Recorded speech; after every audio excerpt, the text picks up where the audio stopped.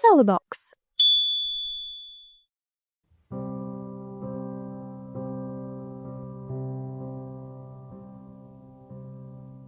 Janitress, yan trabaho ko pero never kong ikinahiya. Bakit? Dahil ito ang bumubuhay sa amin ng kapatid ko.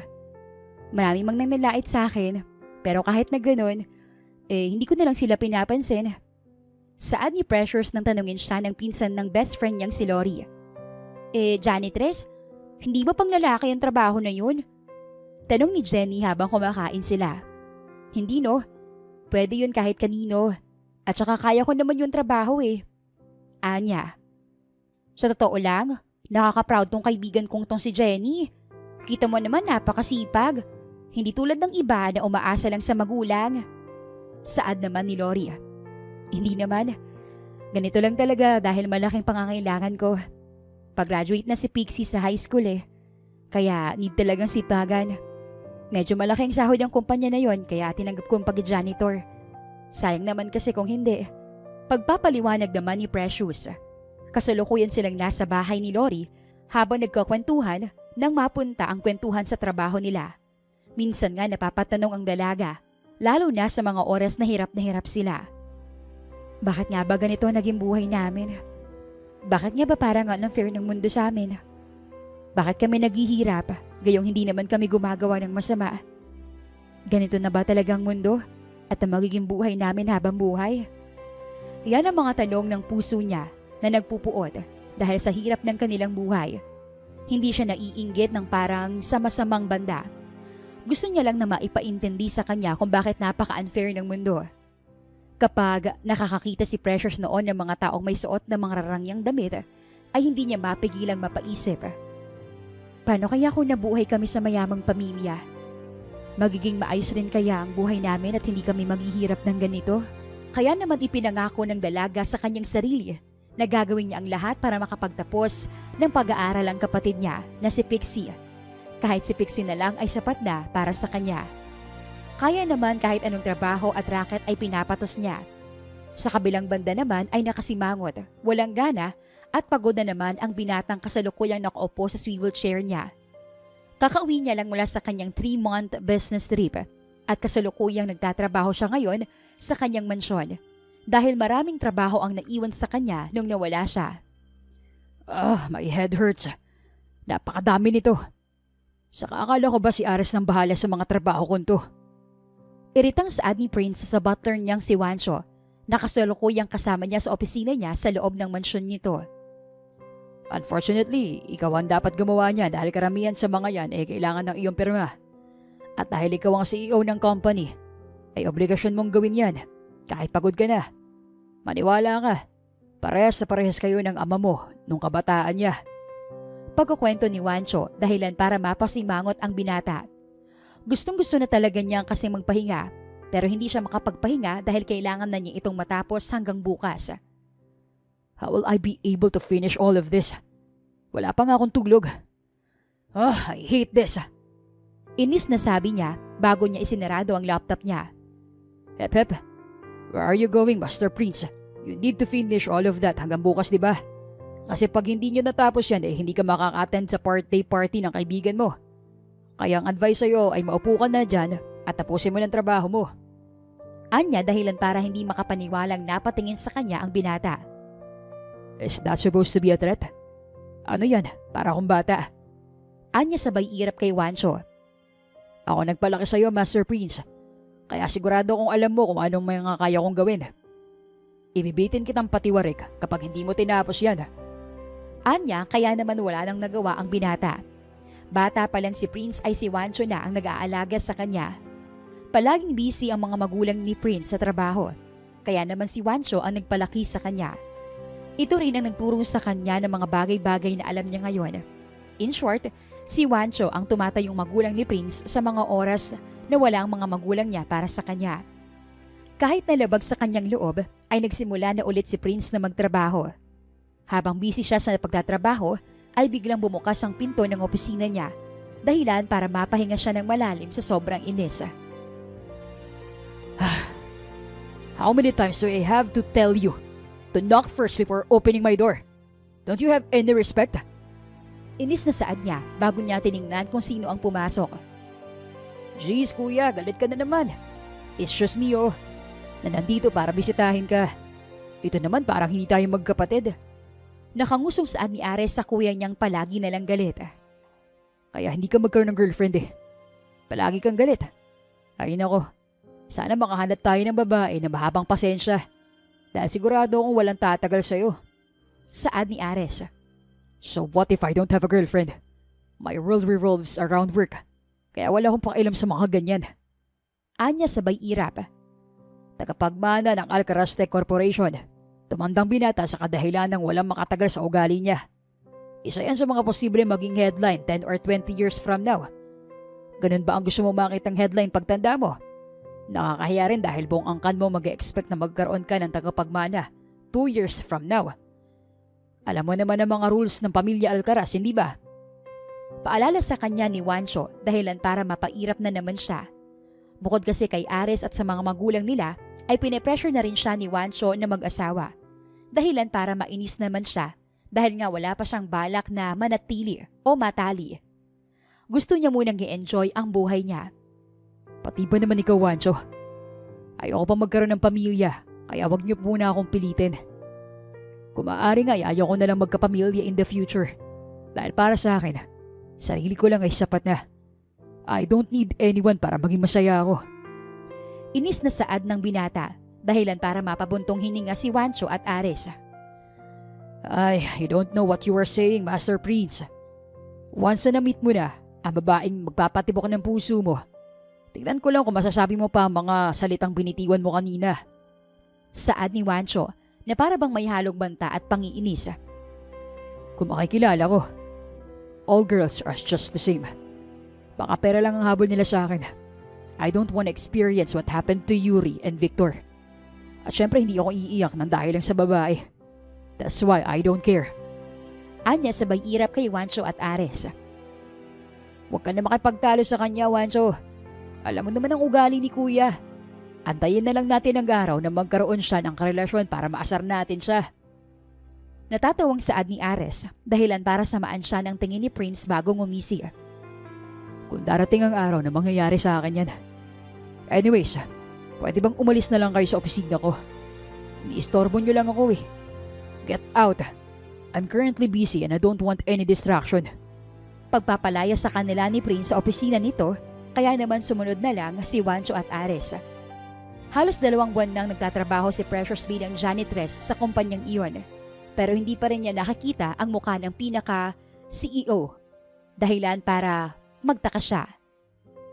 Kuya Narding, pagtawag niya sa co-janitor niya na kasalukuyang kasama niyang naglilinis sa banyo ng 4th floor.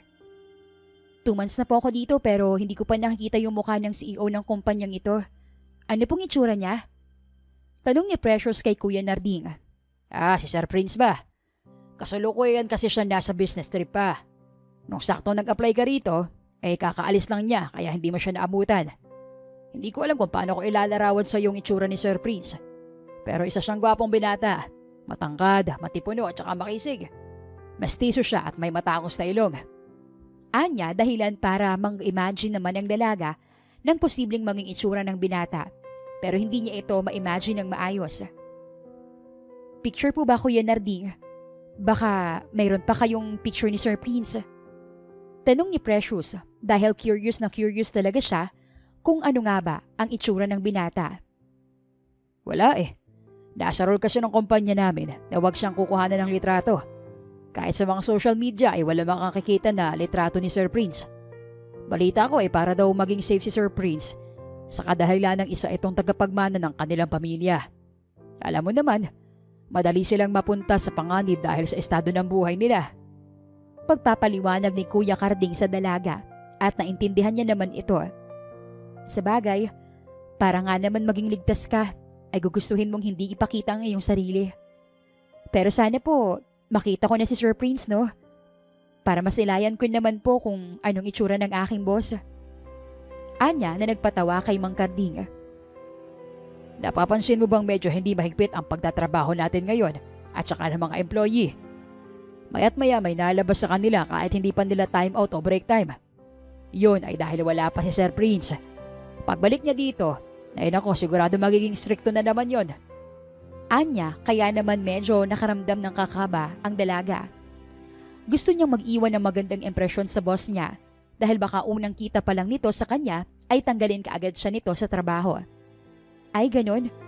Siguro walang love life si Sir Prince at parang napakasungit niya.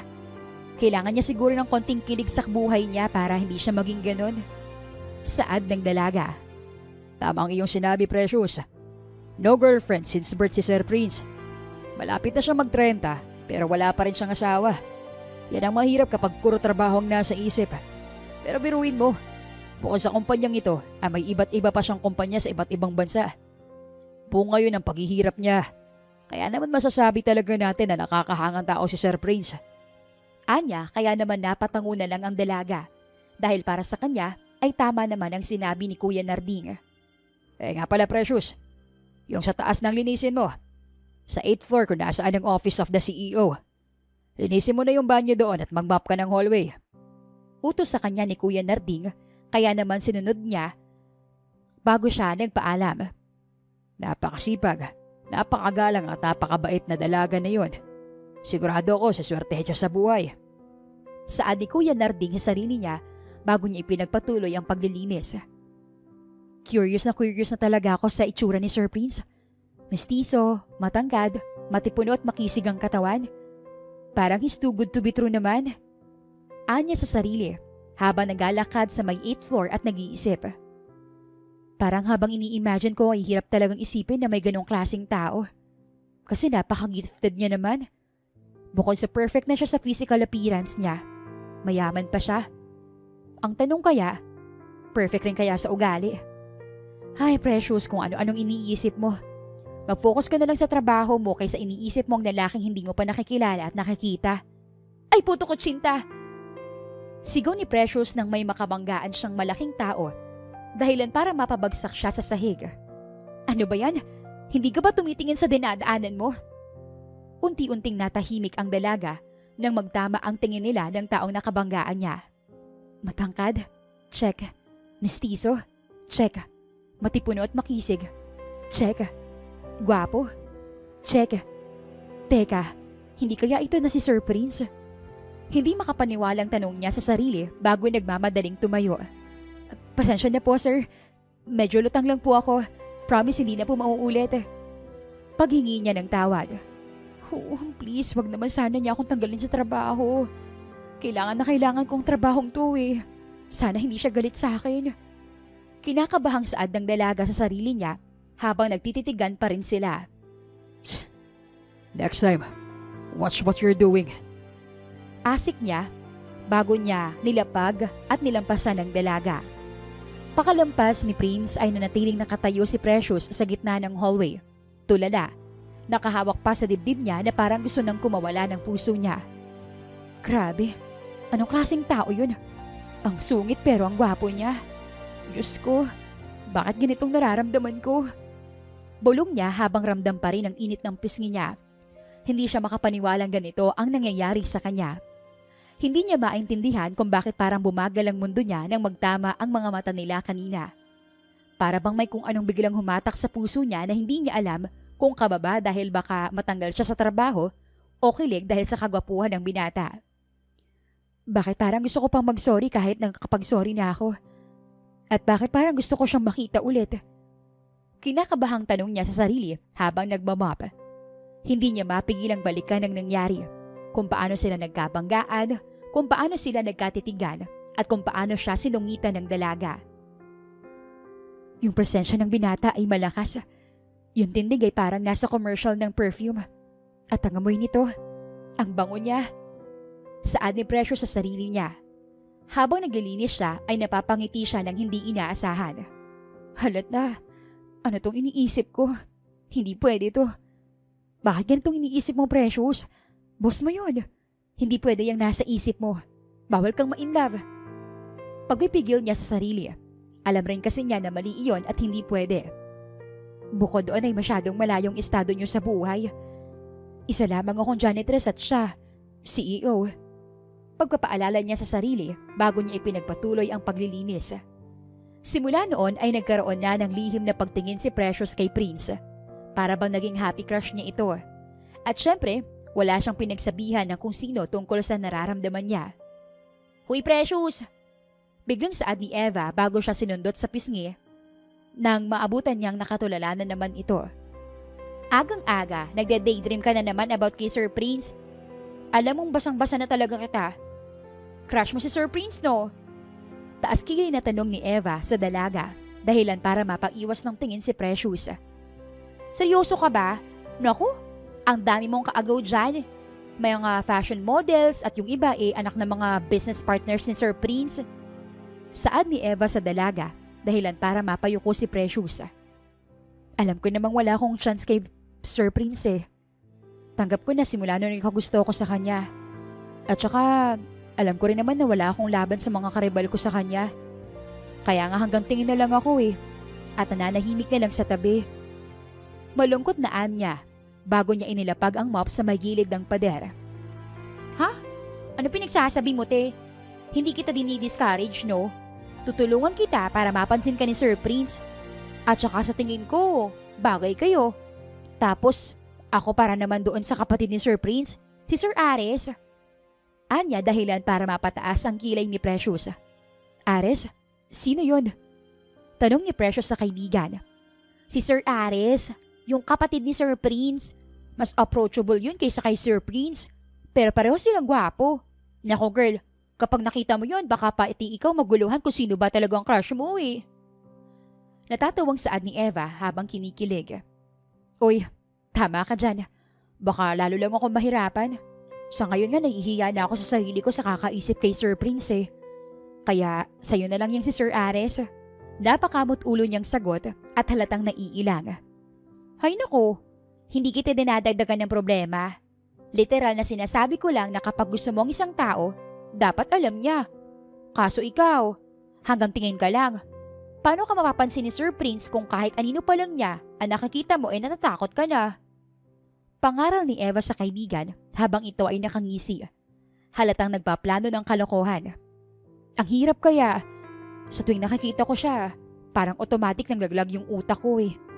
At saka baka isipin niyang weird ako. Baka matanggal pa ako sa trabaho. Ay, Diyos ko Eva. Dito na nga lang ako umaasa eh. Sabi niyang may halong kaba at inis sa sarili. Naiinis siya dahil sa dinabi-dami ng pwede niyang magustuhan ay yung mismong CEO pa talaga. Bakit nga ba si Sir Prince pang nagustuhan ko? Marami na bang iba dyan doon, no? Bakit hindi sa mga employee ako nagkagusto? Ang masasabi ko lang, Diyos ko, sobrang hirap ng sitwasyon ko. Buntong hiningang saad niya bago nagsalita si Eva. Hindi ka tatanggalin nun, ano ka ba? Ang bait-bait mong empleyado, masipag, maaasahan, tapos maganda ka pa. Tingnan mo nga sarili mo. Kahit naka-uniform kang pang janitress, presentable ka at fresh. Yung iba dyan naka-corporate attire, pero mukhang zoo animals pa rin. Natatawang bungad ni Eva. Hoy, grabe ka naman. Baka marinig ka nila. Bulong ni Precious habang pinipigilan ng sarili na matawa dahil sa sinabi ng kaibigan. I'm just saying the truth about sa kanila, no? Ngayon, sasagutin mo ako. Anong plano mo? Magmumukmuk ka na lang ba sa tuwing makikita mo si Sir Prince? O gagawan mo ng paraan para mapasin ka kahit papano? Tanong ni Eva habang nakapamewang na parang nanay siya ng dalaga. Eto talagang si Eva napakakulit. Pero kung iisipin siya lang at si Kuya Nardeng ang mabait sa akin dito. Araw-araw na lang kasi akong nakakaramdam ng naiinis sa tingin sa akin mula sa mga employee dito. Na para bang nanidiri sila sa akin. Saad ni Precious sa sarili niya. Ano ba kasing paraan? Hindi naman ako papasok sa opisina niya para lang magpakita. At hindi rin ako pwedeng umepal at baka magalit lang siya sa akin. Magmamap lang naman ako sa hallway at sa banyo. At doon kanya unang nakita. At doon kanya ulit mapapansin. Sagot ni Eva na parang may evil plan talaga. Huwag mo nga akong lokohin. Sinungitan niya nga ako nun Baka mas lalo pa ngayon. Saad ni Precious bago siya tumingin sa malayo. Ano ngayon kung magsungit? Baka naman ganun lang talaga siya sa umpisa. Malay mo, kapag nakilala ka niya ng mas maayos, matuwa siya sa'yo. Huwag kang negative. At isa pa, hindi niya tinapos ang sinabi niya At ngumiti si Eva. Yung tipong ngiting may pinaplano talaga. Ano pa? Takang tanong niya. Napansin mo ba na hindi kanya tinatanggal kahit medyo nabunggo mo siya? Ibig sabihin, may chance na hindi siya ganun kasama tulad ng iniisip mo. Hindi kanya pinagalitan. Hindi kanya pinaalis. Girl, sa mga pocketbook na nababasa ko, alam mo bang madalas doon nagsisimula ang love story? Malay mo, kayo nang susunod na CEO romance story ni Miss Yelaya. Yung favorite kong audiobook writer, kung magkakatuluyan kayo. Nakangising saad ni Eva sa kaibigan. Love story malala ka dyan. Hindi makapaniwalang sagot niya pero hindi niya maitatanggi. Kinikilig siya. Basta, simula ngayon, tutulungan kitang maging visible sa paningin ni Sir Prince. Hindi yung OA na, yung tamang level lang na magpapatingin siya. Visible ako sa paningin ni Sir Prince, be. Hindi naman siya bulag at hindi naman ako invisible, no? Pero promise, hindi ako maasa ng kahit ano. Crush lang tapos ayun na. Hindi naman porket crush ko, siya nang pakakasalan ko. Yeah, crush lang daw. Tingnan natin after 1 month. Saka malay mo, may chance ka pala kay Sir Prince. Pustahan 1,000 magiging kayo't ikakasal kayo. Nakataas kilay na saad ni Eva habang nakangisi. Loka ka talaga. Bigla silang napatigil nang may dumaan sa likuran nila at nagsalita. Excuse me ladies, kayo ba mga janitress sa floor na to? Magalang na tanong ng binata, pero yung aura nito ay napakagwapo pa rin. Napanganga si Eva at napatulala. Ay, opo sir, pero ako lang po. Employee po siya dito. Sagot ni Precious bago niya itinuro si Eva na kasalukuyang tutulo na ang laway sa sobrang kagwapuhan ni Ares. Miss, are you okay? Is there something on my face? Tanong ni Ares kay Eva, kaya naman kaagad itong pinitik ni Precious sa noo. Aray, Precious, bakit mo ginawa yun? Sir Ares? Gulat na saad niya nang mapatingin siya sa lalaking kaharap niya. Yeah, that's me. Parang nagulat ka ata eh. Matagal mo na ako nakita dito, di ba? Tanong ni Ares bago niya nginisian si Eva. Ay sir, pasensya na po kayo ah. Kulang po kasi itong kaibigan ko sa tulog eh. Tingnan mo, hihimatayin na po yan kaya kailangan ko na po siyang dalhin sa klinik po. Pag-iiba niya sa usapan bago niya hinigit si Eva. Bago pa ito mahimatay. Eva, ano ba para kang baliw? Bigla kang nanahimik matapos mong malaman na si Sir Ares yung kausap natin. Ganun mo ba talaga siya kakrush? Anya na nagpabalik sa wisyo ni Eva. Be, kinausap niya ako. Kinausap niya ako, be. Kinikilig na saad ni Eva dahilan para mapangiwi ang dalaga. Oo, kinausap mo nga. Pero mukha kang tanga dun, no? Nagtatanong siya sa'yo tapos ikaw nakatulala at parang tutulo na ang laway. Ay naku, baka ma-turn off sa'yo Sir Ares, Eva. Anya na nagpalungkot kay Eva. Sa tingin mo ba na turn off na siya? Hala be, paano na yan? Mamaya mo na isipin yun at tapos na ang lunch break. Mayayari ka na naman kay Ma'am Kalya pagka na-late ka. Paalala ng dalaga, dahilan para kumaripas ng takbo si Eva pabalik sa pinagtatrabahuhan niya. Napabuntong hininga na lang si Precious bago siya bumalik sa pagmamop ng mga hallway doon. At doon nagsimula ang mas magulo at mas exciting na araw ni Precious.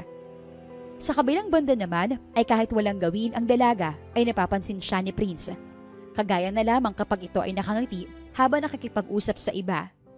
Hindi inaasahang napapatigil siya sa paglalakad para lang masilayan ang mukha ng dalaga. Kuya. Saad ni Ares dahilan para mapataas ang kilay ng binata sa kasulukuyang busy sa pagtitipas sa laptop niya. Ano na naman yun? Malamig ngunit hindi iritado ang tono ng pananalita niya. Para bang abala siya pero willing makinig kung importante ang sasabihin ng kapatid. May napansin ako kanina sa hallway. Naupo si Ares sa sofa na nasa loob ng opisina ni Prince na parang may gusto talagang pag-usapan. Yung janitress dito sa kumpanya mo, Precious bang pangalan nun? Tanong niya habang pinagmamasdan ang magiging reaksyon ng kapatid. Napataas ang tingin ni Prince sa kanya at bahagyang kumunot ang noo. Bakit? Tanong nito sa kanya. Nothing bad ah, pero ang cute niya. Ngumisi si Ares, yung tipong nang-aasar ng ngisi. As in super cute. Napaka... Dagdag pa sana niya nang magsalita ang kuya niya. Tumigil si Prince sa pagtatype bago niya tiningnan ang kapatid. Ares, Pagtawag sa kanya ni Prince. Inosente niyang sagot pero halatang sinubukan niya ang kapatid. why are you telling me this? Tanong ni Prince diretso at halatang walang halong biro. Pero kung titingnan ng mabuti, may bahagyang pagbabago sa ekspresyon niya. Para bang nabadtrip pero ayaw ipahalata. Wala lang. Sinasabi ko lang na may good taste pala ako. At saka kuya, I swear kanina, napatulala yung kaibigan niya sa akin. Pero si Precious, she looked different and tahimik siya. Mukhang mabait din. Anya habang enjoy na enjoy siyang panoorin ang reaksyon ng kuya niya. Hindi na iwasang sumingit sa isip ni Prince ang huling pagkakataon na nakita niya si Precious. Ang pagkatulala nito, ang paraan ng pagyuko niya, ang pag-iwas ng tingin at ang hindi sinasadyang pagkakamunggo nila ay isang bagay na dapat na niyang nakalimutan pero hindi niya magawa. Bakit nga kaya? Then, Tanong niya, nagtatago ng interes sa malamig na tono ng kanyang pagsasalita. then baka puntahan ko siya minsan. Casual na sagot ni Ares habang inaabot ang isang basong tubig sa mesa. She seems interesting. Biglang sumara ng medyo malakas ang laptop ni Prince. Dahilan para mabigla si Ares. Kuya, Gulat pero nakangisi na para bang biglang may na-discover siyang sikreto. focus on your tasks. Hindi ka pumunta rito para pag-usapan ng mga empleyado o tauhan ng kumpanya ko. Malamig na saad ni Prince na may bahagyang diin. Hindi galit pero parang defensive. Uy, wait lang. Bakit parang may naamoy akong jealousy? Nagsiselos ka ba, kuya? Ares, Putol ni Prince. Mas mababa ang boses dahil ayaw niyang magalit at masira ang buong araw niya. kuya, crush mo ba si Precious? Nakangising tanong niya sa binata. Napatahimik ang buong opisina. Nagtagal ang katahimikan ng ilang segundo bago tumayo si Prince at kinuha ang folder sa harap ng mesa. Get out. Malamig at halatang galit na saad niya sa kapatid. Kuya naman. Natatawang saad na ni Ares habang tumatakbo palabas at halatang tumama ang hula niya. Naiwan si Prince na nakatayo. Hawak ang folder pero hindi mabuksan dahil ang utak niya ay lumipad sa isang eksenang ayaw niyang aminin. Ang ngiti ni Precious habang naglilinis. Ang paraan ng pag-iwas nito kapag nahihiya. At ang hindi niya maipaliwanag na pagtingin ng ilang araw na niyang tinatalikuran pero lagi niyang hinahanap. She's just a janitress. Why does it matter? What is happening to me? Inis na saad ni Prince sa sarili niya habang hindi makapaniwala sa nararamdaman niya ngayon. Ayaw niyang aminin sa kanyang sarili na nagsiselos siya dahil sa mga sinabi ng kapatid niya. Dahil baka asarin siya nito. Ano ba to? Kainis naman. Bulong niya sa sarili bago siya napaupo ulit sa swivel chair. Hindi niya maintindihan kung bakit siya naiinis. Hindi naman galit sa kapatid niya kundi sa sitwasyon. At oo, sa sarili niya rin dahil paulit-ulit siya naguguluhan. She's just a janitress. I shouldn't even thinking about this. Inis niyang dagdag at halatang frustrated. Pero imbes na mawala, mas lalo pa niyang naalala ang mukha ni Precious. Yung pagkabigla nito, yung pag-iwas ng tingin at kung paanong parang hindi nito alam kung saan lulugar kapag kaharap siya. Hindi niya alam kung bakit, pero parang may kung anong nakakaistorbo sa isip niya tuwing naaalala niya ang reaksyon ng dalaga kanina. Para bang hindi dapat ganun kaapektado si Precious sa simpleng presensya niya. Knock knock. Sir Prince. Tawag ng sekretary niya mula sa pinto. Agad siyang nag-ayos ng postura, nagpapakitang normal lang. Yes. Sagot niya bago pumasok si Kenneth. May meeting po kayo in 15 minutes. Gusto ko lang pong i-remind. Yeah, I know. I'll be there. Anya habang nakatingin siya sa may labas ng bintana. Pagkaalis nito, napahiga siya sandali sa upuan at napatingala sa kisame para subukang i-reset ang utak niya. Pero ilang segundo lang, bumalik ulit sa isip niya ang sinabi ni Ares. Crush mo ba si Precious? Napairap si Prince nang maalala ang ngisi ng kapatid. Hindi niya maintindihan kung bakit parang ang laki ng gulo sa simpleng tanong na iyon. Hindi ko siya crush. Madiin niyang sabi, tila kinukumbinsi ang sarili.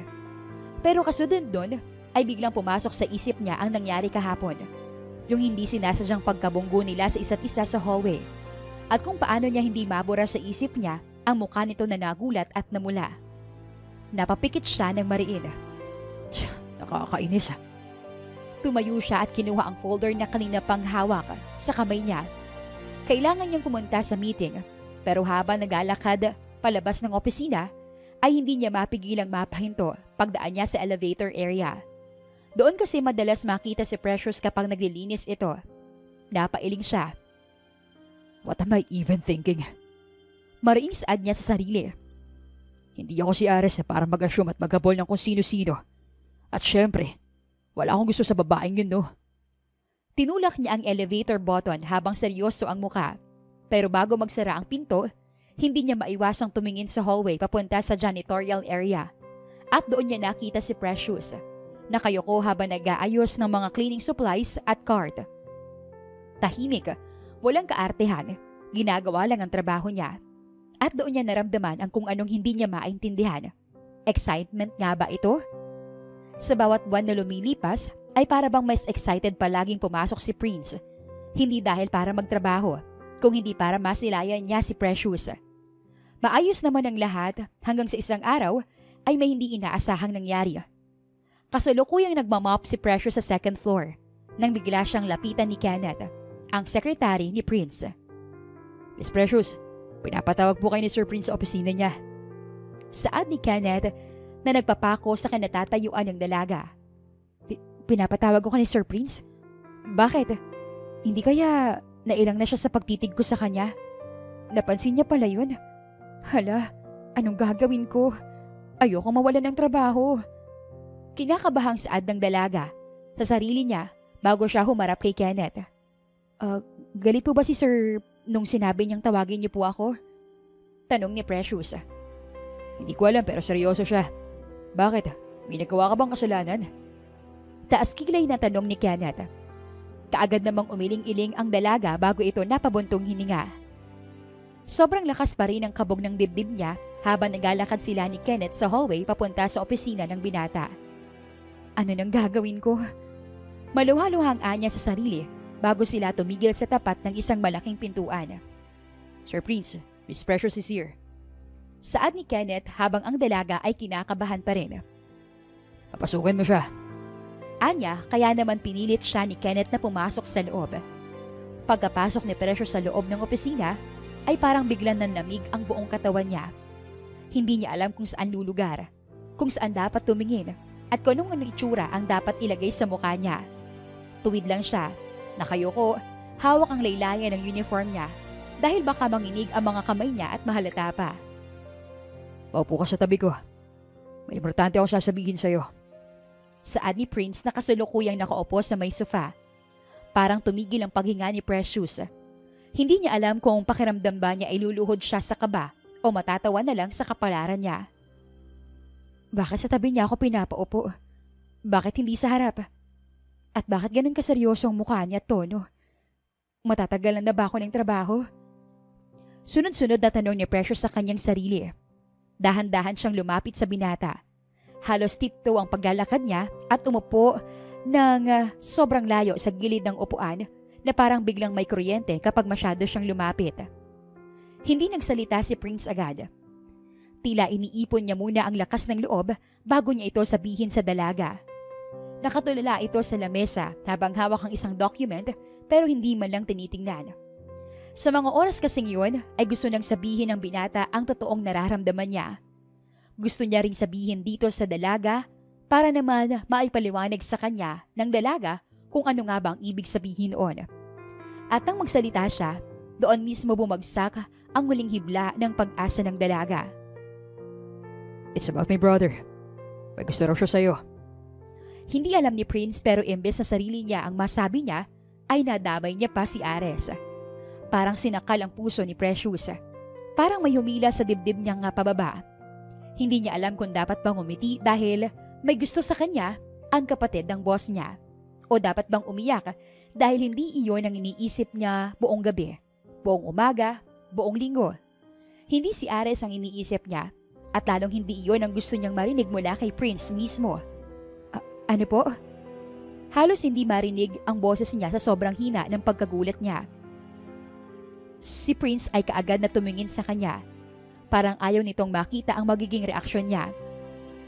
He said, "I find you interesting." Gusto ka raw niya makilala. At sinabi niya sa akin, kung pwede kitang lapitan para magtanong. Napayoko ng mas mababa si Precious. Para siyang natanggalan ng hangin. Hindi niya alam kung dapat bang sumagot o hindi. Hindi niya rin alam kung narinig ba ni Prince ang mabilis na pagtibok ng puso niya o siya lang ang nakarinig noon. Po, pag-uulit na tanong niya kahit alam niya namang malinaw ang narinig niya. He likes you. Pag-uulit nito, mas diretsyo na. At doon, unti-unting nadurog ang puso ni Precious. Hindi dahil gusto siya ni Ares, kung hindi dahil ang taong gusto niya ang mismong nagireto sa kanya sa iba. Nagpakawala siya ng mahina at pilit ng ngiti. Yung tipong, wala lang to. Kahit ang bigat-bigat na ng nararamdaman niya. At ano pong gusto pong sabihin sa akin tungkol doon? Nauutal na tanong ng dalaga kay Prince na pinipilit ang sarili na manatiling matatag kahit na nahihiya na ito. Si Prince ay tumingin sa kanya ng diretsyo. Walang emosyon.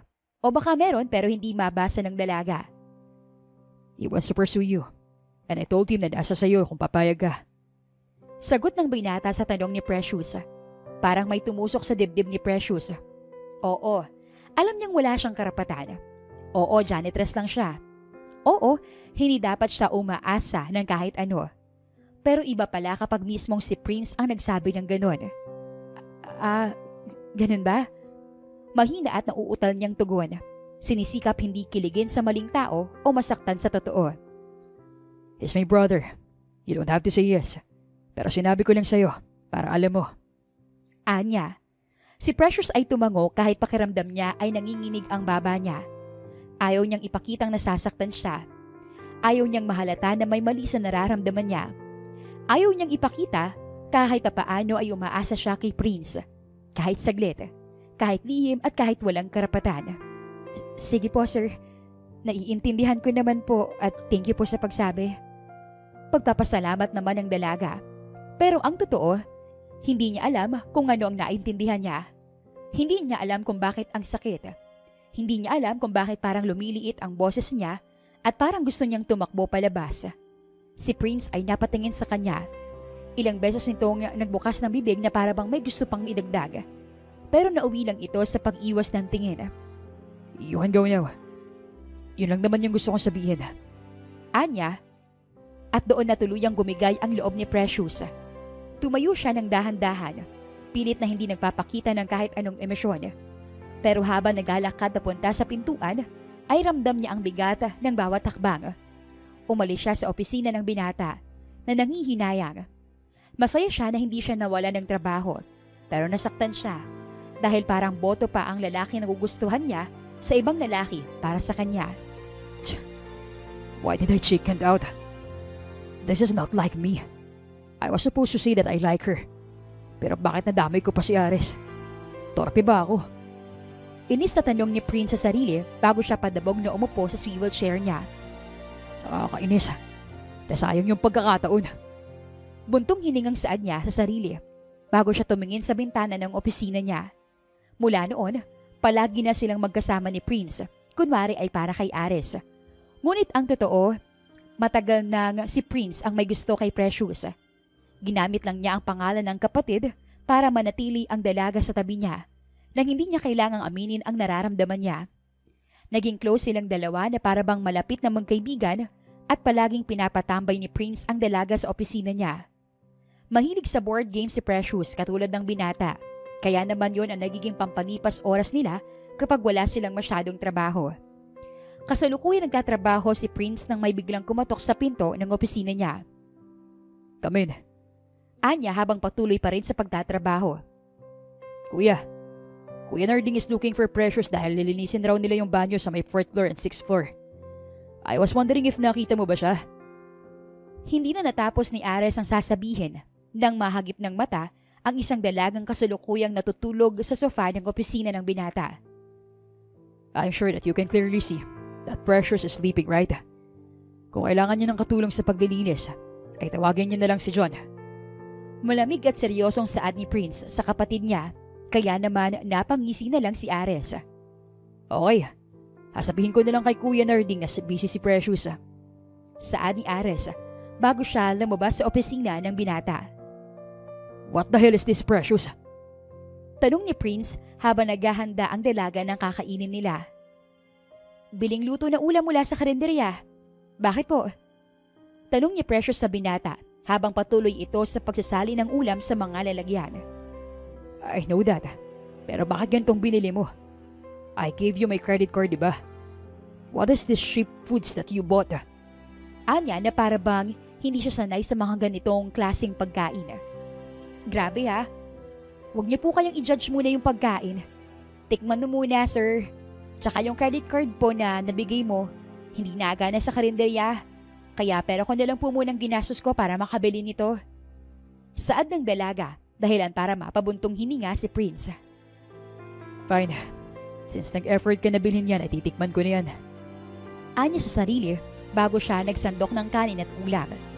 Tinikman niya ito at nabigla nang mapagtanto niyang masarap ito. Nagugulat man si Prince sa masasarap na ulam ay hindi niya iyon ipinahalata. Pinilit niyang panatalihing straight ang expression niya. Kahit halatang nagustuhan niya ang unang subo pa lamang. It's fine, I guess. Pilit niyang sabi. Kunot noon na para bang may mali pero hindi maitago ang biglang pagbagal ng pagsubo niya dahil gusto niyang tikman ito ulit. Ano pong fine? Yung fine na pangmayaman o yung fine na nag-a-adjust ka lang kasi mura? Nakapamewang na tanong ng dalaga habang nakakunot ang noo. Napatingin si Prince sa kanya at doon siya biglang natauhan na nakangiti na pala siya nang hindi sinasadya. I said it's fine, okay? Don't push it. I don't think na may masarap pa palang ibang pagkain bukod sa roasted chicken at steak na palagi kong kinakain. Tugon ng binata pero hindi maitago ang bahagyang pamumula ng tenga niya. Halata namang nagustuhan mo, sir eh. Nakangusong sagot nito habang binubuksan ang isa pang container na may laman namang buko pandan pang dessert. Precious. Malamig pero hindi galit na boses. Okay na po, sir. Gusto ko lang po talagang malaman ang feedback ninyo sa mga ganyang klaseng ulam. Tugon niya pero halatang natatawa. Kasi baka kapag nagkaroon po ako ng time maipagluto kita. Anya na napatigil sa binata sa pagkain. Really? Ipagluluto mo ako? Tanong ni Prince na para bang sobrang saya niya. Oo naman po. Hindi naman po sa pagmamayabang. Medyo masarap ako magluto. Sabi nga ng iba naming kapitbahay, pwede na ako mag-asawa eh.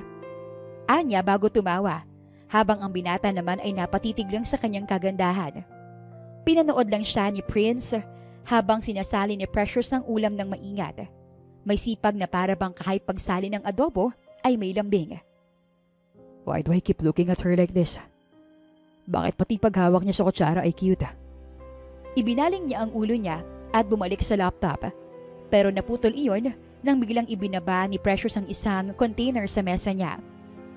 Kumain ka ng maayos, sir. Hindi yung parang sinusumpa mo yung pagkain. Anya habang maingat na inaayos ang upuan niya. I'm currently working. Hindi na niya natapos ang sasabihin niya nang isarado ng dalaga ang laptop niya. Kumain ka muna po, sir. Tandaan niyo po, masamang pinaghihintay ang pagkain. Taas kilay na saad ng dalaga. Halos mapatigil sa paghinga si Prince. Hindi sanay ang puso niya sa ganon. Simple, totoo, walang halong pakitang tao ang ipinapakita sa kanya ng dalaga. Nalaglag ang tingin niya sa container ng pagkain at parang napaso ang dibdib niya sa sinabi nito. Fine. Buntong hiningang saad niya na nagpangiti naman sa dalaga. Tahimik silang kumain. Sa bawat pagsubo nila sa pagkain, ay ninanamnam nila ang sarap nito. Lalo na ang binatang si Prince na hindi na alam na bukod sa steak at roasted chicken, ay may ganito pa palang ibang pagkain na masarap. Sir, pagkatapos niyo pong kumain, tikman niyo po itong buko pandan. Masarap po yan at bagong gawa lang kagabi.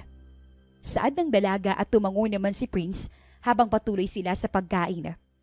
Habang kumakain sila, ay biglang bumukas ang pinto. Kuya Prince, Oh. Napatigil si Ares sa sasabihin niya nang makita niyang kumakain yung dalawa. Napatingin si Ares sa dalawa. Magkatabi. Parehong may hawak ng kutsara. Parehong umiwas ng tingin, bigla para kunwari hindi sila awkward. Nagde-date kayo? Tanong ni Ares habang nakataas ang kilay na para bang nagsususpet siya. Halos mabulunan naman si Prince nang dahil sa sinabi ng binata. What? Sigaw nito. Ha? Hindi po, kumakain lang kami. Pagdedepensa naman ng dalaga. Okay. Pero bakit parang ang lapit nyo? Tsaka bakit parang may something? Pangaasar pa ni Ares, dahilan para samaan siya ng tingin ni Prince. Lumabas ka. Get out of my office. Sigaw ng binata, habang ang dalaga naman ay natahimik lang. Kuya. Hindi na pinatapos ng binata ang sasabihin ng kapatid nang magsalita ulit ito. I said lumabas ka na. Anya, kaya naman wala nang nagawa si Ares. Tumawa si Ares bago niya iniwan ang dalawa at sinabing, Bagay kayo. Anya, dahilan para mapako ang dalawa sa kinauupuan nila. At nang marinig nila ang pagsara ng pinto, ay sabay silang napatingin sa lamesa. Hindi sa isa't isa, pero pareho silang nakaramdam ng pangatog sa loob. Bagay? Kami? Hindi pwede yun. Gustuhin ko man pero hindi talaga eh. Anya sa sarili. Don't say things like that, Ares. Makakalata si Precious na nagsisinungaling ako sa kanya. Saad naman niya sa sarili bago siya tumingin kay Precious. Pero kahit alam nilang mali, kahit pareho silang nagtatago ng emosyon, ay hindi nila napansin na pareho na pala silang nakangiti ng bahagya. Habang nagiging close si Precious at Prince, habang unti-unting lumalalim ang pagtingin nila sa isa't isa, pero pareho silang hindi umaamin sa kadahilan ng parehas na duduwag. Mas lalo ring gumagaan na pakiramdam ni Precious sa buong kumpanya. Kahit na paano, ay mas masaya ang araw-araw niya. Mas kampante at mas may konting spark sa puso niya. Pero hindi lahat ay masaya para doon.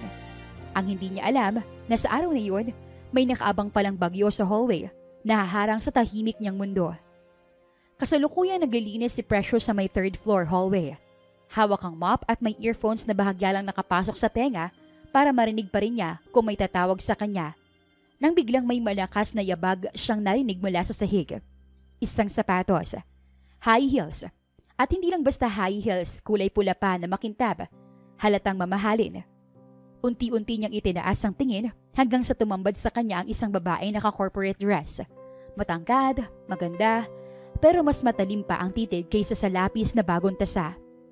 Siya si Denise, isa sa mga manager ng Alcaraz Tech Corporation. Isa rin sa pinakamalapit kay Prince at isa sa matagal na nakakagusto sa binata. Taas kilay niyang sinuri mula ulo hanggang paa ang dalaga bagong umiwi. Good morning po, ma'am. Bati niya, agad na yumuko pero hindi tumugon ang babae. So, ikaw pala si Precious. Malamig, mataray at punong-puno ng panghuhusga ang tono ng babaeng iyon. Napatigil si Precious. Hindi niya alam kung sasagot ba siya o hindi.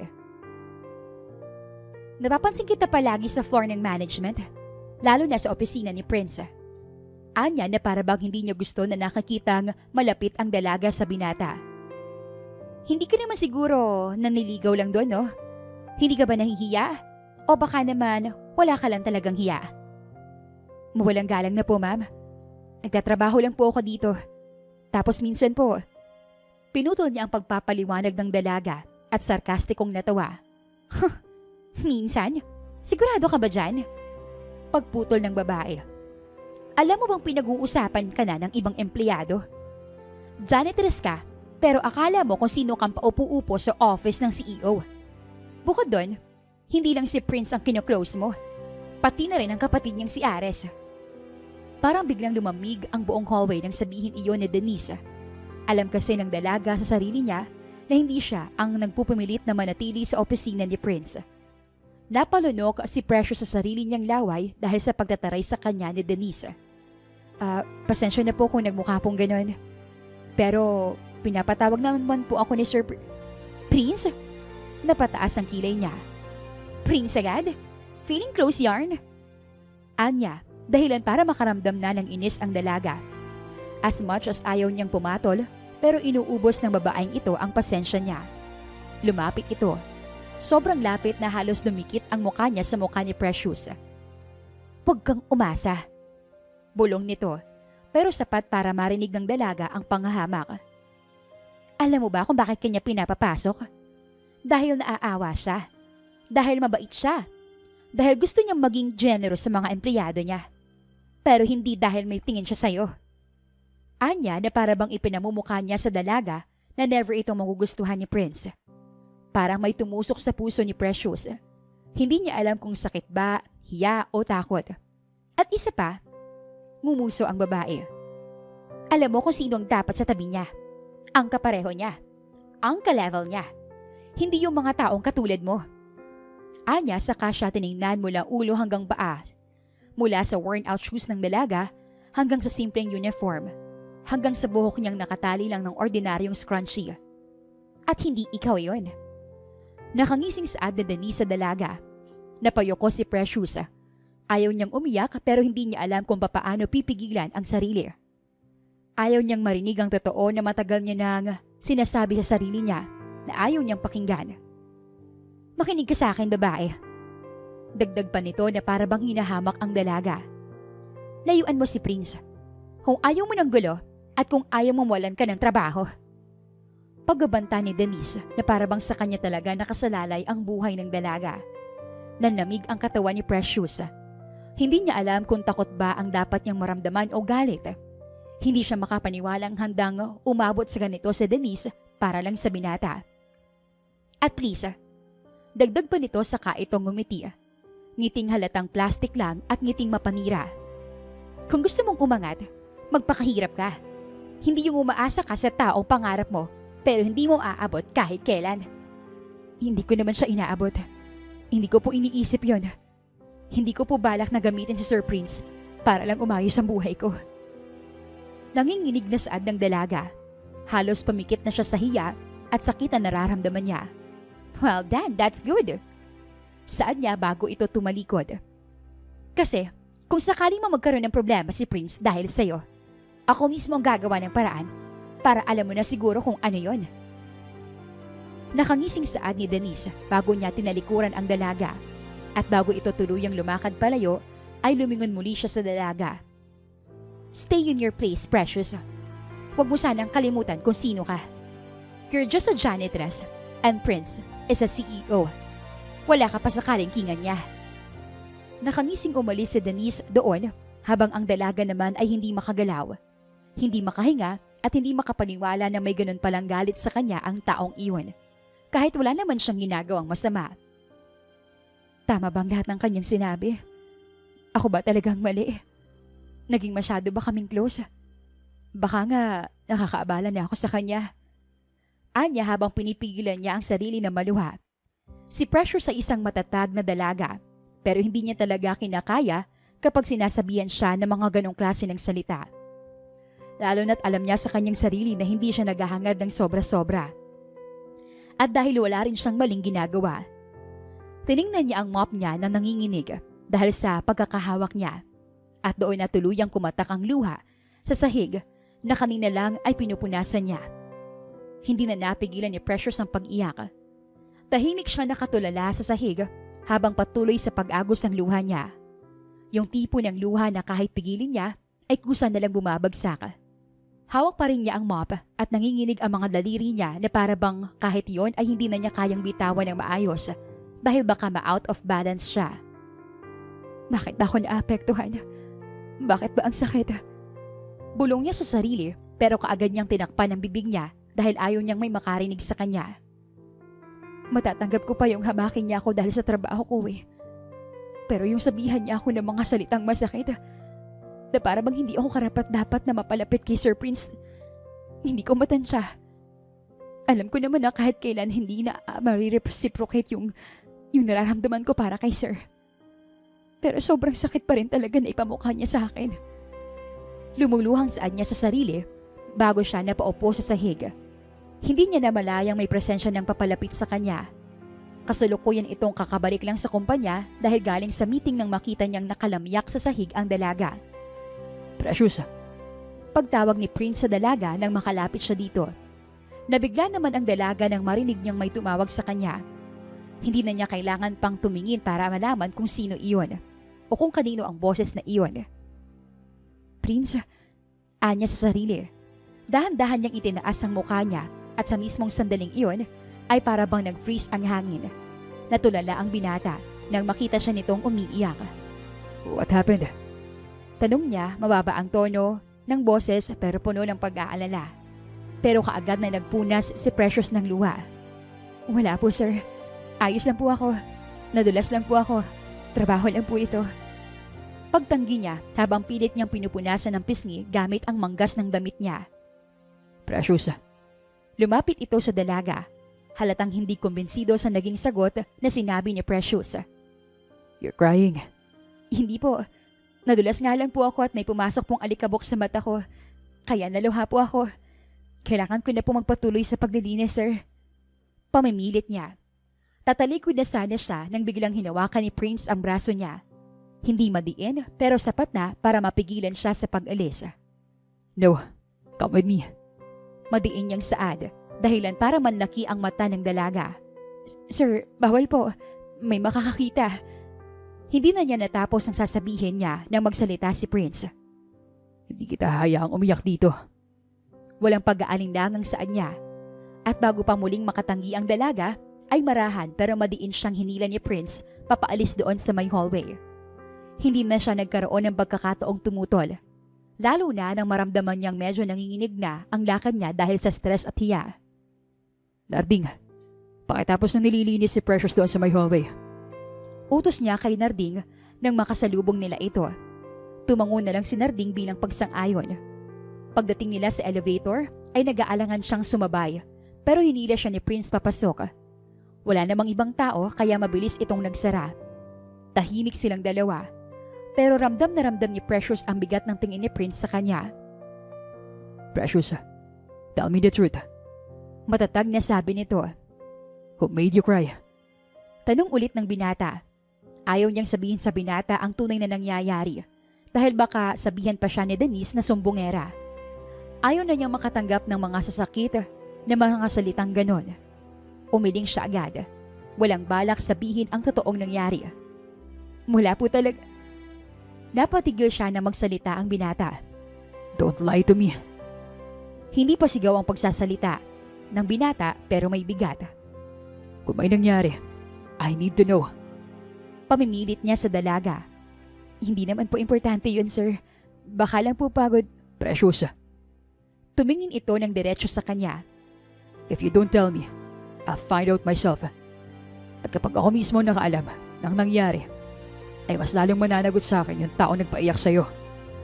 Anya dahilan para mabigla si Precious.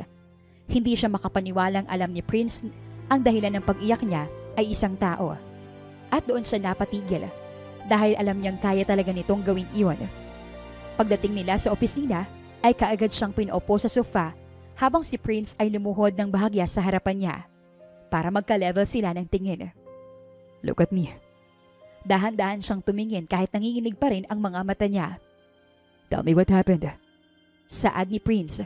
Mas kalmado na ang tono nito. Ayaw niya talagang sabihin ang tungkol doon dahil ayaw niyang magkaroon pa ng gulo. Pero ramdam niyang hindi siya titigilan ni Prince hanggat hindi niya sinasabi ang totoo. Kaya napapikit siya sandali bago mahina ang boses na nagsalita. Si Ma'am Denise po kasi. Kinakabahang saad ni Precious bago siya umiwas ng tingin. Nanigas ang panga ni Prince pero tahimik lang siya naghihintay sa paliwanag ng dalaga. Sinabi niya po ako na hindi bagay sa tabi mo. Unti-unting bumagsak ang luha ni Precious tuwing naaalala niya ang mga sinabi ni Denise. Na wala akong hiya at dapat kuro po kayo layuan. Hindi raw po ako nababagay na mapalapit sa inyo. At ang pinakamasakit po sa lahat ay sinabi niya na kaya ko raw po kayo nilalapitan ay dahil sa gusto kong umangat. Promise sir, wala po yun sa isip ko. Hindi ko po kayo ginagamit. Pagpapaliwanag ng dalaga bago siya nagtakip ng muka gamit ang kamay. Humigpit ang hawak ni Prince sa gilid ng sofa pero hindi siya tumayo at hindi rin siya kumilos. Pinakinggan niya ang paliwanag ni Precious hanggang dulo. Sir, sorry po kung ganito yung nangyayari. Ayoko po kayong madamay. Halos hindi na marinig ang boses niya sa panginginig. Pagkatapos nun ay tumingin si Precious kay Prince. Takot na takot at parabang nag-aambang sa sasabihin nito. Pero ang nakita niya sa mga mata ng binata ay hindi galit sa kanya, kundi pag-aalala. Precious, Mahina pero malambing na saad ng binata. you did nothing wrong. And listen to me carefully. Bahagya siyang yumuko palapit sa dalaga. Wala kang dapat iwasan. Lalo na ako. Huwag kang makinig sa mga pinagsasabi nila. Pero baka kung ano-ano na pong chismis ang kumakalat tungkol sa atin. Dahil po sa pagpunta ko sa opisina ninyo. Pangangatwiran ng dalaga. Huminga ng malalim si Prince bago siya nagsalita. I don't care about them. Isipin nilang gusto nilang isipin. Saka kaya kita pinapapunta rito sa opisina ko. Because I want you here. Anya bago niya hinawakan sa ulo ang dalaga. Bakit ganyan mo ko itrato, sir? Tanong ni Precious, dahilan para mapatigil si Prince. Dahil mahalaga. Nang kaibigan kita. Yan lang ang naisagot ng binata dahil wala pa siyang balak umamin kay Precious. Dumating ang company weekend outing na dinaluhan nila kasama si Ares. Laging masaya si Precious kapag nariyan si Ares at may halakhak. May kwento at bawat iyon ay parang pako sa puso ni Prince. Sir Ares, may magandang puno dun oh. Tara po. Pag-aaya ni Precious dahilan para kumirot ang puso ni Prince. Baka sa dami-dami na pwede niyang ayain. Si Ares pa. Nandito naman ako ah. Tanong ni Prince sa kanyang sarili bago siya naupo sa may upuan na malapit sa may beach. Hindi mapakali ang binata sa kinauupuan niya.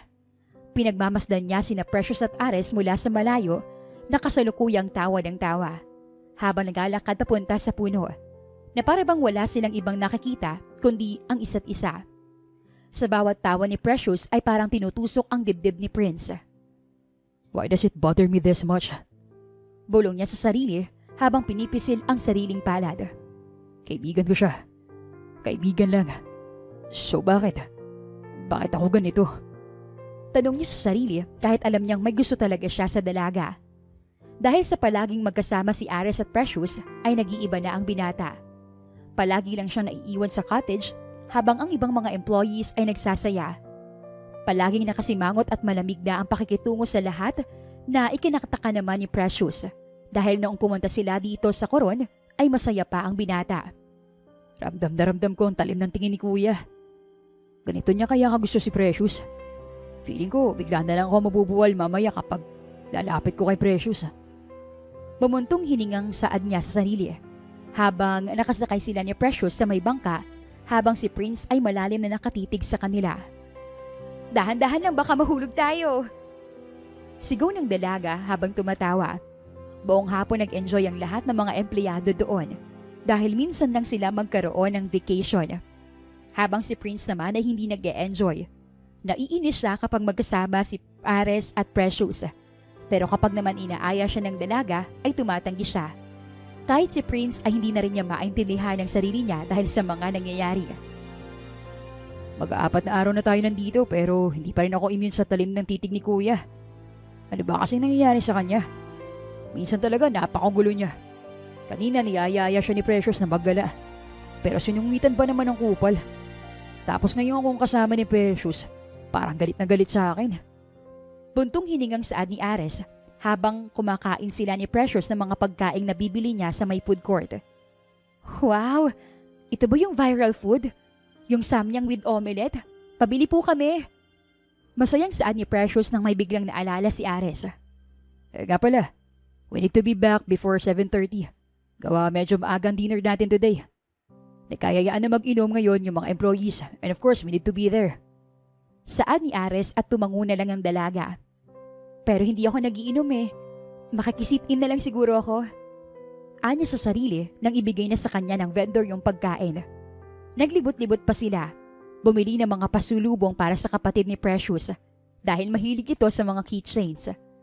Matapos ang dinner ay nagsimula na nga ang inuman. Nagkakwentuhan yung mga employees habang nagiinuman. Dito ka maupo. Saad ni Ares sa dalaga. Umupo naman kaagad sa kabilang side niya si Prince. Ngunit ito ay tahimik lang. Nagbigayan na ng alak at nag-inom na rin sila maliban sa dalaga. Blue lemonade lang ang iniinom niya. Buong inuman silang nagkukwentuhan. Pero kapag tinatanong nila si Prince ay hindi ito sumasagot. Napapansin ko na tila ba hindi masaya si Sir sa vacation natin. Ano nangyari? Tanong ni Mrs. Lagrada kay Ares. Di ko rin po alam eh. Baka kulang lang sa tulog. Saad naman ni Ares habang ang dalaga ay kumakain ng nachos. Matapos ang ilang oras na pag-iinom ay kakaunti na lang ang nandoon. Ang iba ay nagsibalikan na sa mga kwarto nila habang ang iba naman ay nalasing ng sobra-sobra at nakatulog na lang mismo doon. Tulog na si Ares sa may upuan. Kaya habang ang dalaga ay inaantok na, kaya napagpasyahan niyang bumalik na sa kwarto niya. Nakapagpalit na ang dalaga ng pantulog nang may biglang pumatok sa pinto ng kwarto niya. Pinangbuksan niya iyon at nabigla nang makita niyang si Prince ito. Kaagad namang pumasok ang binata doon sa kwarto ng dalaga. Hindi makaimik, hindi makatingin pero halatang halata sa mukha niya na malungkot siya. Sir Prince, ano pong ginagawa niyo dito?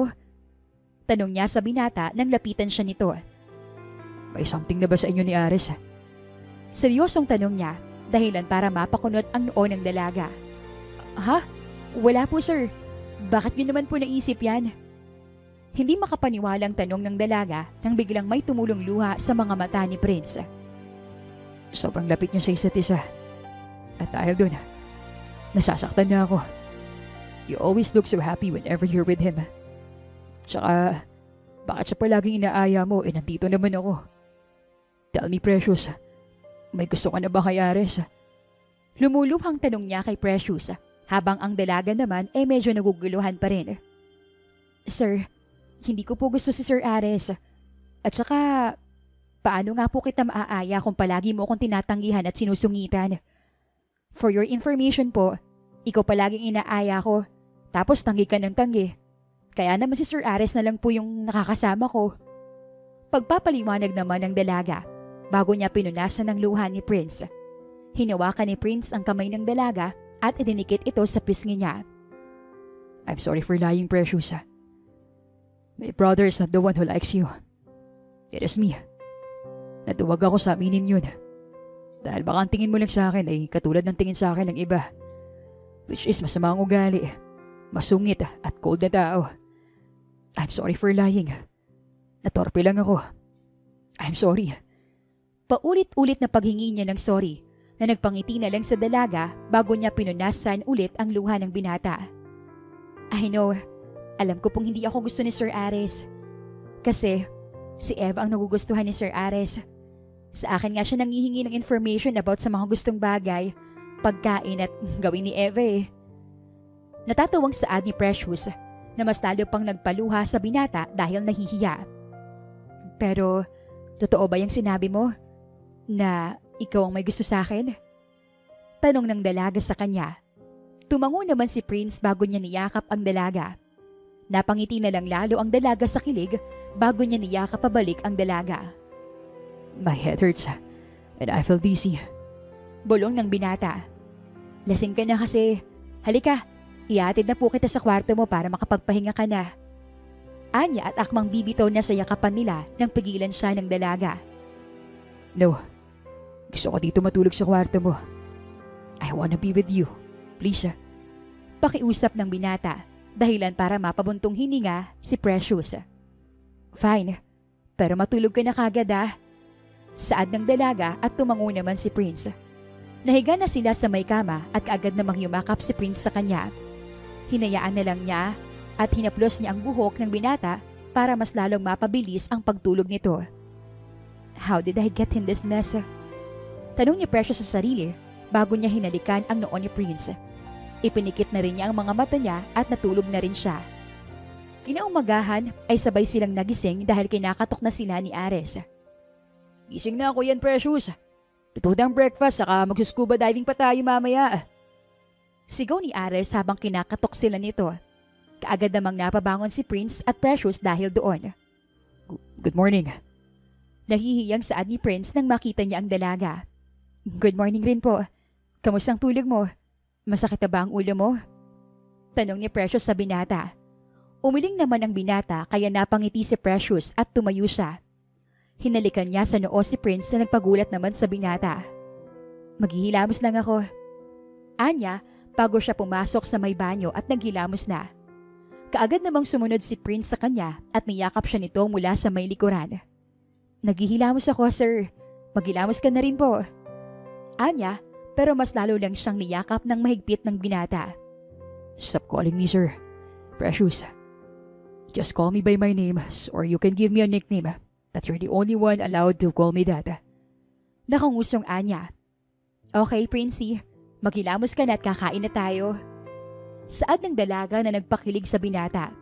Kaya naman buong paghihilamos niya ay kinikilig siya. Matapos nilang maghilamos ay lumabas na rin sila at kumain. Sa table ko na saan si Eva at Ares. How's your sleep kuya? Masarap ba dahil may kakadal? Pang-aasar ni Ares sa pag-aakalang mahihiya si Prince. Yeah, masarap ang tulog ko dahil nilinaw na sa akin ni Precious ang lahat. Kasi kung hindi, baka naitakwil na kita. Nakangiting saad ni Prince dahilan para mapanguso si Ares. Mahina ka kasi kuya eh. Ang angas-angas mo tapos si Precious lang palang kahinaan mo. Sa bagay, di na ako magtataka. Gawa tinanggal mo nga sa trabaho si Denise dahil sa ginawa niya kay Precious. Nadulas na saad ni Ares dahilan para samaan siya ng tingin ng binata. Tinanggal mo sa trabaho si Miss Denise? Akala ko ba inilipat mo lang siya sa isa mo pang kumpanya dahil short staff doon? Taas kilay na tanong ni Precious sa kanya. Well, I'm sorry, okay? Hindi ko matanggap na ginanon ka niya. Kaya hindi ko na napigilan ang sarili ko. Siyempre, hindi ko gugustuhin na sabihan ka niya ng masasamang salita. Ikaw na babaeng minamahal ko. Saka, ayoko na rin talaga sa kanya, Precious. Kapag pumupunta siya sa may opisina ko, she keeps touching me. And I don't like that. Gusto ko ikaw lang hahawak sa akin. Pagpapaliwanag niya na naintindihan naman ng dalaga at sumang-ayon siya na tama iyon. Sabi niya kaya pala ganun siya kagalit sa akin ay dahil gustong gusto ka niya. Ay, nakakasakit lang ng damdamin dahil pinaramdam niya sa akin na hindi ako karapat-dapat para sa iyo. Saad ni Precious bago siya napayuko. Kagaya nga na sinabi ko sa iyo, huwag mo siyang pansinin at alalahanin. Kasi sino ba naman siya para sabihin yun sa iyo? Para sa akin, karapat-dapat kang mahalin ko. Kasi ikaw na yan eh. At saka nag-effort ka rin naman. Alam mo ba na walang babae nag-success na mapaibig ako maliban sa'yo? Lahat sila kung ano-ano nang ginagawa, pero wala eh. Sa'yo lang ako tinamaan. Saad ni Prince bago niya hinalikan ang kamay ng dalaga. So true. May naghubad pa nga sa harap ni kuya eh. Pero hindi mo lang siya tiningnan ni kuya. Ang tingin ni kuya ay nasa mata lang niya. Ako nang nahiya para sa kanila. Samantalang ikaw nakuha mo si kuya sa mga ngiti mong yan. Pang-asar ni Ares dahilan para mamula si Prince. Maiba tayo. Kayo, anong meron na? Tanong ni Precious dahilan para si Ares naman ang mamula. Ayon, umamin siya kaninang umaga sa akin. Nakita niya kasing kasama ko si Harold eh. Natatawang saad ni Eva bago niya hinawakan ang kamay ni Ares.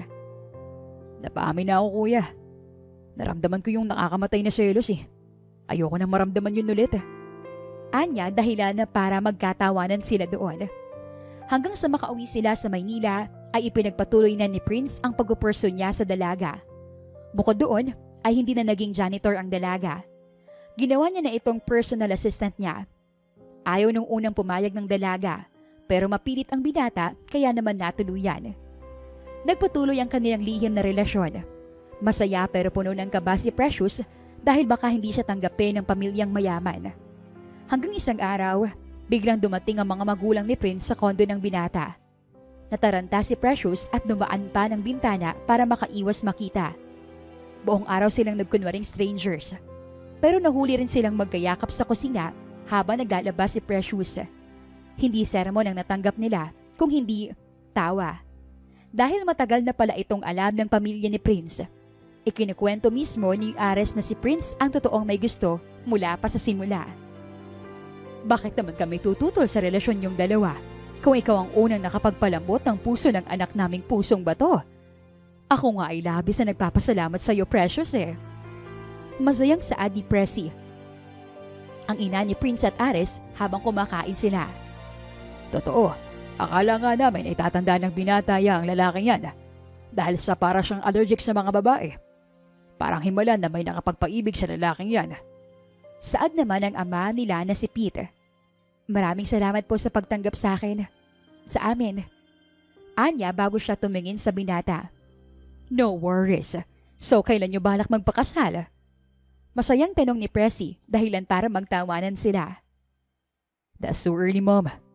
Ayoko muna may kaagaw kay Precious. I want her for myself muna. Anya na nagpatawa kay Presi. Well, that's for you to decide. Kaya naman kami ay nandito lang habang naghihintay sa magiging apo namin. Hindi ba, Han? Tanong niya kay Pete at tumango naman ito. Pero Mom, bakit sa aking relationship lang ang pinag-uusapan natin? Kayo ng girlfriend mo, Ares, kamusta na? Pagbubuking ni Prince sa bunso niyang kapatid dahilan para manlaki ang mga mata nito. Oh God, that's great. Hindi lang si Prince ang may love life, Han. Kailan mo siya balak ipakilala sa amin? We're excited to meet her na. Masayang saad ni Presi. Sa next family dinner, Mom. I'm sure na magugustuhan niyo siya dahil she also likes flowers. Saad naman ni Ares bago sila nagtawanan at ipinagpatuloy nila ang pagkakwentuhan. I love you always, precious baby. Paglalambing ni Prince. I love you too, my Princey. Saad naman pabalik ng dalaga sa kasintahan niya. Yan ang mga pangyayari sa buhay ni Prince at Precious sa 4 na taon ang nakalipas. Ngayon ay kasalukuyang kasal na sila at may 2 anak. Walisa pa lang dahil nasa tiyan pa ng dalaga ang ikalawang anak nila. Ang panganay na anak nila ay si Pierce at ito ay lalaki. Masungit, matampuhin at halos araw-araw kaaway ni Prince. Si Pixie naman na kapatid ni Precious ay pinaaral ni Prince at kasalukuyang high school na. That is not fair, baby. Bakit nasa lapit ka na naman yung matutulog? That kid is 4 years old na. He can sleep by himself na. Nakangusong saad ni Prince. Prince, bata yan. Saad naman ni Precious. So what? I'm your husband and you should sleep with me. Anya dahilan para mapabuntong hininga si Pierce. It's okay po, Mommy. You can go with Daddy na. He looks like he's about to cry again eh. Saad ni Pierce bago siya umupo. Tingnan mo naman oh, mas matured pa yung anak mo kaysa sa iyo. Nagparaya pa ang anak sa ama. Saad ni Precious bago niya hinalikan sa noo si Prince. Thank you, anak. I promise we'll go shopping tomorrow to buy all the books na kulang sa collection mo. Saad ni Prince bago niya niyakap si Precious. That's a promise, Dad. You can go both to your rooms na. I'm sleepy na. Saad ni Pierce bago siya nagkumot at pumikit. Bumalik naman si Prince at Precious sa kwarto nila. Nahiga na sila at syempre, kagaya ng dating gawi, nagkadal. Parang ang bilis ng panahon, no? Parang noon lang janitress ka sa kumpanya ko. Tapos ako, walang balak mag-asawa. Dahil baka maging sagaba lang sa trabaho ko. Who would have thought na mapapaibig mo ko? At bibiyayaan tayo ni Lord ng mga anak. Una si Pierce. And sunod itong baby number 2. Wala pang name since you're only 2 months preggy. At hindi pa natin alam kung mini-me nga ba o mini-you. Masayang saad ni Prince. Aba, kahit ako hindi rin makapaniwala. Akala ko noon, never mo marireciprocate yung nararamdaman ko sa'yo. Tapos gusto mo rin pala ako. Tadhana nga naman oh. Nakangiting saad ni Precious nang halikan siya ni Prince sa labi. Mahal na mahal kita, Precious Alcaraz. Nakangiting sabi ni Prince. Mahal na mahal rin kita, Prince Alcaraz. Anya pabalik bago sila naghalikan at natulog na. Dito na nagtatapos ang istorya ng pagmamahalan ni Prince at Precious. Magkaibang estado man ang buhay nila, pero nanaig pa rin ang pagmamahalan nila. Wakas. Maraming salamat po sa inyong pakikinig. Ako po si Miss Len. Dito lang yan sa Dear Inday. Hanggang sa muli. Ang sa muli. Ang sa muli. Ang sa muli. Ang sa muli. Ang sa muli.